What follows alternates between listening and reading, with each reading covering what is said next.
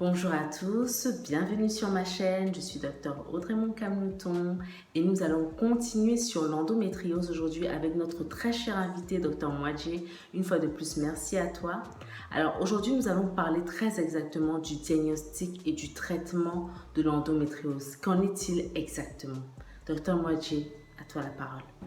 Bonjour à tous, je suis le docteur Mwadje Darol, je suis gynécologue obstétricienne, je travaille avec le docteur Audrey Moncam et ce matin nous allons répondre à quelques questions que vous avez posées. Donc, comment donc faire le diagnostic de l'endométriose? Comme je vous ai dit, l'endométriose va être suspectée devant un faisceau d'arguments. On va la suspecter, on va rechercher des lésions en dehors de l'organisme. Généralement, on utilise l'IRM pelvienne ou encore le scanner pelvien. Dans d'autres cas, on est complètement obligé d'aller par ce qu'on appelle la chirurgie endoscopique, c'est-à-dire envoyer une caméra sous anesthésie générale pour mettre en évidence les différentes lésions endométriosiques. Donc, c'est un diagnostic qui n'est pas facile à faire, il faut savoir y penser et il faut savoir également la rechercher, puisqu'on parle d'une endométriose. Alors, comment traiter l'endométriose? Nous savons, comme je vous ai dit, l'endométriose, c'est une partie de l'endomètre que l'on retrouve en dehors du corps de l'utérus. Pourquoi est-ce que ces cellules se retrouvent en dehors du corps de l'utérus?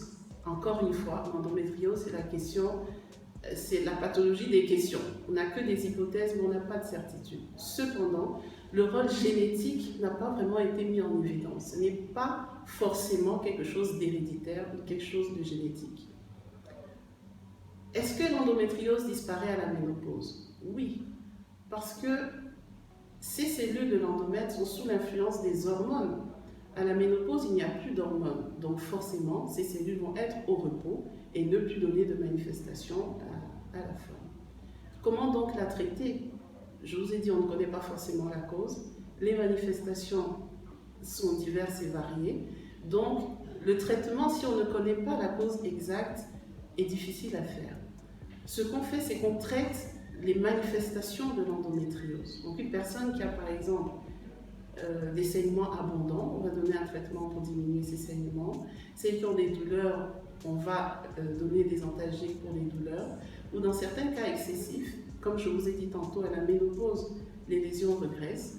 On peut donner une ménopause transitoire à la patiente, c'est-à-dire une ménopause créée par des médicaments que l'on va donner pour une durée déterminée afin de la soulager ou afin de pouvoir envisager d'autres traitements. Merci Dr Mwadje, merci à chacun d'entre vous d'avoir suivi cette vidéo.